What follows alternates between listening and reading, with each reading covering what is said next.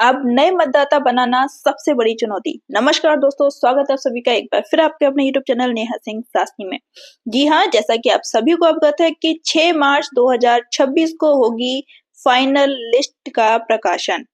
ठीक है, तो उससे पहले पहले जितने भी वोट एएसडी में कटे हैं, ठीक है, यानी जो एब्सेंट और शिफ्टेड वाले हैं स्पेशली, उनका अगर आपको नया वोट बनवाना है तो अभी आपके सामने एक चुनौती ये भी है कि आपको एसआईआर का डाटा वहां भी देना होगा, तब आपका नया वोट बनेगा। ठीक है, अब आपको फॉर्म अगर आप खुद से चेक कर रहे हैं, है ना, आपका वोट कट गया है और आप वहां पर या फिर अवेलेबल नहीं थे, तो आपको अपना नए सिरे से फॉर्म 6 भरना होगा। उसके लिए आपको प्रोसेस क्या करना है, कैसे नए वोट बनेंगे और क्यों बना है ये चुनौती, तो चलिए बिना देरी के जानेंगे हम एक एक करके सारी जानकारी।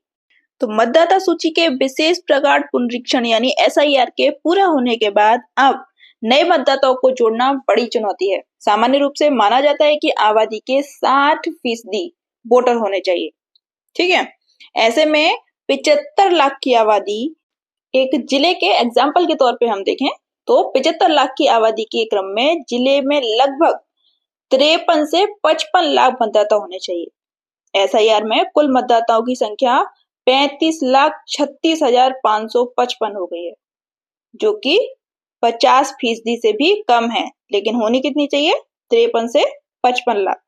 ठीक है, अब इस स्थिति में अगर आपका वोट कटा है तो इसका मतलब ये है कि आप या तो वहां एब्सेंट या शिफ्टेड हुए हैं।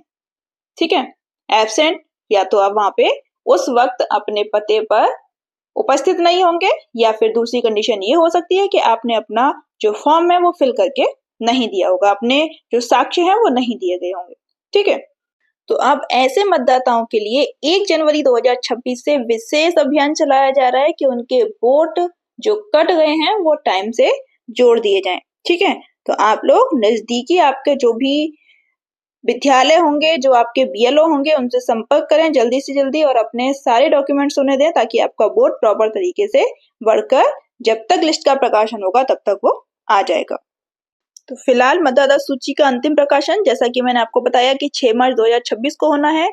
इस तारीख तक जनसंख्या के आधार पर 60% वोटर हो पाना मुश्किल है। ठीक है, इसलिए जिला प्रशासन ने सभी बीएलओ को निर्देश दिए हैं कि वे नए वोटरों को जल्दी से जल्दी जोड़ें, और वहीं जो बिना मैपिंग वाले मतदाता हैं उन्हें नोटिस देने की भी तैयारी शुरू कर दी गई है। ठीक है, जैसे जिनकी मैपिंग नहीं हुई है, खासकर महिलाओं की, जिनके मायके का डाटा नहीं मिला तो उनकी मैपिंग नहीं हो पाई है, तो इस स्थिति में उनके लिए नोटिस आ गए हैं और उन सभी को नोटिस जाएंगे। तो अगर वो अपने साक्ष्य प्रस्तुत करती हैं, अपना डाटा एसआईआर का प्रस्तुत करती हैं, तब उनका वोट दोबारा से बढ़ जाएगा, अन्यथा की स्थिति में फिर भी बीएलओ उस काम को नहीं कर पाएंगे। ठीक है, तो आप अपना जितना भी जो डाटा आपसे मांगा जाएगा उसे जल्दी से जल्दी कोशिश करें जुटाने की, जिससे कि आपका वोट समय से बढ़ सके। ठीक है, तो जैसा कि आप सभी अवगत हैं कि ड्राफ्ट रोल सूची का प्रकाशन हो गया है, फाइनली वो आ गई है।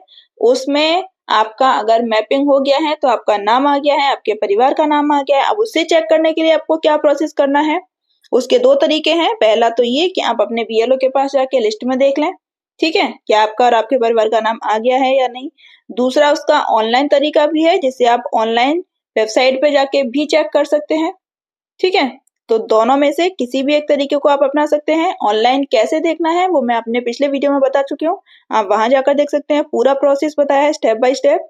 ठीक है, तो किसी भी तरीके से, लेकिन अपना जिनका भी आपने नाम बढ़वाया है उनका चेक कर लें, जिससे कि अगर किसी का नाम किसी कारणवश रह गया हो तो आप उसे समय से बढ़वा लें। ठीक है, चलिए मैं शॉर्ट में यहाँ दिखा देती हूँ कि किस तरीके से आपको करना है।